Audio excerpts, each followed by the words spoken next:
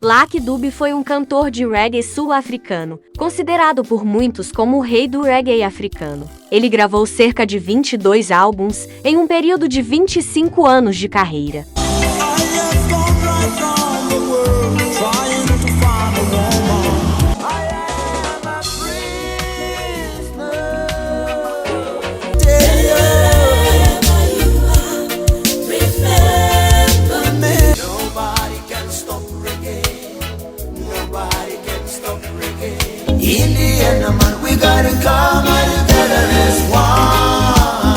Lucky foi o artista africano que mais vendeu disco na história do reggae e ficou conhecido no mundo todo.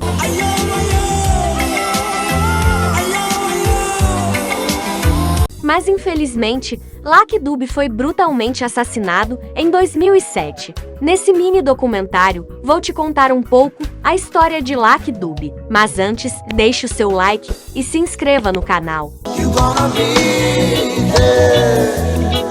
Lucky Philip Dube, ou simplesmente Lucky Dube, nasceu no dia 3 de agosto de 1964, nos arredores da cidade de Ermelo, que fica na província de Mpumalanga, África do Sul. Os pais de Lucky se separaram antes de seu nascimento. Sarah, a mãe de Dube, considerou o seu nascimento como uma sorte, pois tinha passado por algumas gestações anteriores que não resultaram em filhos, por isso ele foi chamado de Lucky, que quer dizer sortudo em português. Dube nasceu nos tempos difíceis para um menino negro nascido na pobreza. Ele nasceu e cresceu no auge do apartheid. Sua mãe se mudou para encontrar trabalho, deixando Lucky e seus 2 irmãos aos cuidados de sua avó. Infelizmente para Sarah, o trabalho era escasso e a sobrevivência se tornou seu objetivo. Ela aceitou um emprego como empregada doméstica, mal conseguindo enviar dinheiro para casa. Por este motivo, Lucky começou a trabalhar muito cedo para sustentar a avó, além de ir à escola. Ele trabalhou como jardineiro em hortas nos subúrbios brancos, mas ele não ganhava o suficiente para alimentar a família. Lucky começou a frequentar a escola muito tarde. Foi lá na escola onde iniciou sua paixão pela música. Por acaso, Lucky encontrou alguns instrumentos musicais em um armário e sua curiosidade foi despertada. Ele e alguns amigos decidiram começar a experimentar. Eles marcaram horários para se encontrarem. Formaram uma banda chamada Skyway Band, ou do Band Van Route. Eles não tinham condições de comprar os instrumentos, então eles roubavam os instrumentos no armário da escola, devolvia no final do dia. Acreditavam genuinamente que alcançariam o estrelato. Mas infelizmente, tudo desmoronou quando foram descobertos tocando os instrumentos por um professor que os trancou. Assim foi o fim da banda. Mas Dube havia encontrado sua paixão, a música.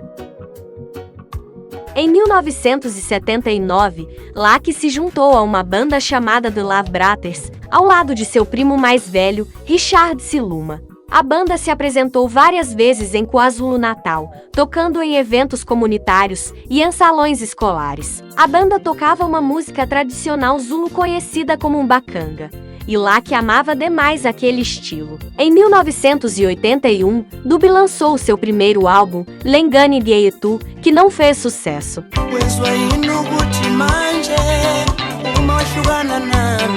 Lucky continuou com seus estudos, mas ainda focado na música. Em 1982, durante as férias escolares, lançou seu segundo álbum, ao lado da banda Super Soul, intitulado Kudala Ngikunyená.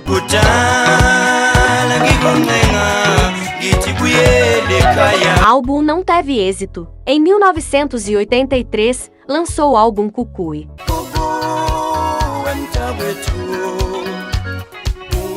Esse álbum foi bem recebido e Dube começou a ser notado, e o álbum teve uma boa venda. Com o dinheiro que ganhou, comprou alguns instrumentos. A mãe ficou preocupada com a ideia do filho querer viver da música e disse para ele continuar com os estudos. Lucky Dube jurou concluir os estudos e na mesma época decidiu aprender inglês para lidar com os executivos da gravadora e a mídia. Dube continuou nesse estilo de mbaqanga. Após vários álbuns de estilo mbaqanga, Lucky conheceu Dave Seeger, que se tornou seu amigo e engenheiro de som. O seu primo Richard se focou na carreira solo de Lucky. Suas apresentações também estavam ganhando cada vez mais reconhecimento. Seus passos de dança eram realmente espetaculares, e sua habilidade de animar o público o tornava um artista requisitado. Na mesma época, Lack começou a ouvir muito reggae. As letras o intrigavam particularmente, pois eram mensagens sociais voltadas para a luta do homem negro, ao mesmo tempo um tom comercial. Lack sentiu que era o meio perfeito para a situação política da África do Sul. Lack, Richard e Dave entraram em estúdio e começaram a trabalhar em seu primeiro lançamento de reggae. Lack tocou todos os instrumentos sozinho, com Dave usando alguns efeitos de estúdio como acompanhamento. Em 1985, inspirado por nomes como Peter Tosh, Bob Marley, o seu primeiro álbum de reggae foi lançado, Rastas Never Dies.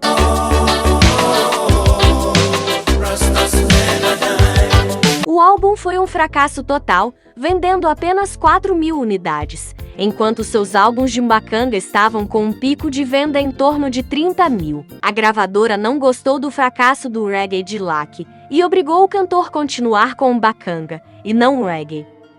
Dube continuou lançando álbuns de estilo Mbaqanga e também continuou a tocar suas faixas de reggae e começou a compor mais, mesmo sabendo que seria difícil gravar naquela gravadora. Em 1986, Lack gravou outro álbum de reggae, Think About the Children.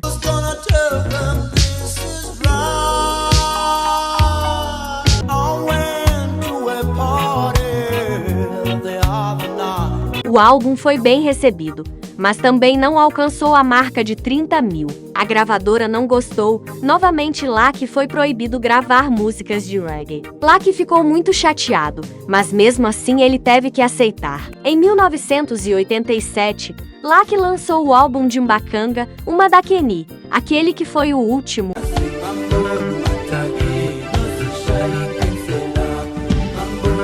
Dube aos poucos introduzia suas faixas de reggae em seu set ao vivo. O público começou a associá-lo cada vez mais a esse novo som. Lack decidiu tentar mais uma vez gravar outro álbum de reggae, mas a gravadora negou, e ele saiu e desistiu de uma carreira de sucesso como cantor Mbaqanga, tudo isso para seguir suas crenças Rastafari.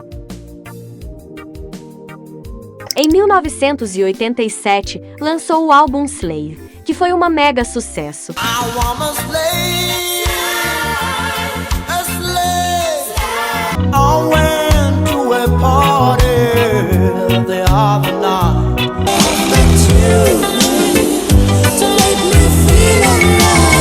O álbum se tornou o disco inovador que o consolidaria como uma das maiores estrelas da África do Sul. Apesar da proibição de algumas músicas pelo governo sul-africano, ainda no auge do apartheid, Slave foi disco de ouro e continua vendendo até hoje.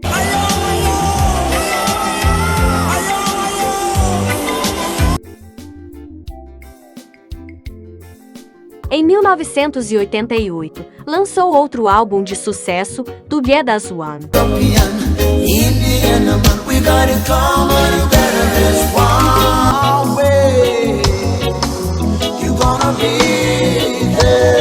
Em 1989, lançou outro álbum que fez uma mega sucesso, Prisoner.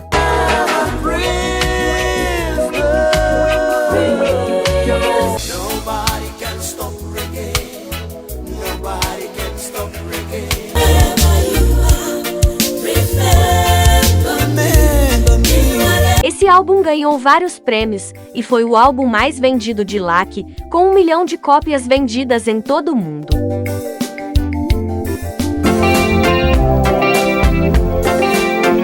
Anos 90 foi uma década em que Lack fez mais shows. Num desses shows, levou 80.000 pessoas. Ainda na mesma década, ele lançou outros álbuns de sucesso, como Victims,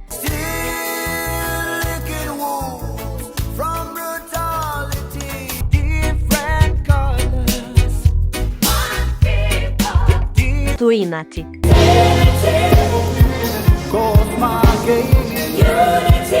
The Way It Is.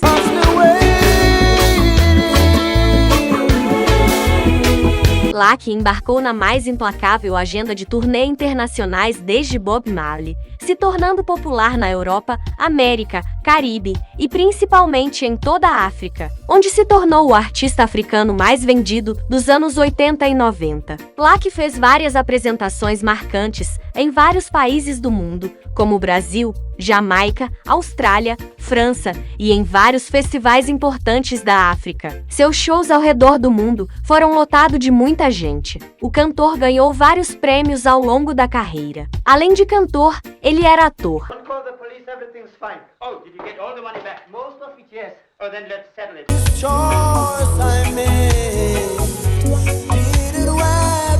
Nos anos 2000, Lucky continuou lançando suas músicas, álbum e se apresentando. No total, lançou cerca de 22 álbuns.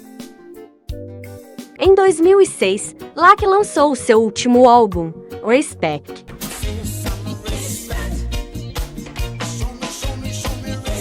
Em 12 de setembro de 2007, Lucky Dube fez show em São Francisco, isso na cidade da Califórnia.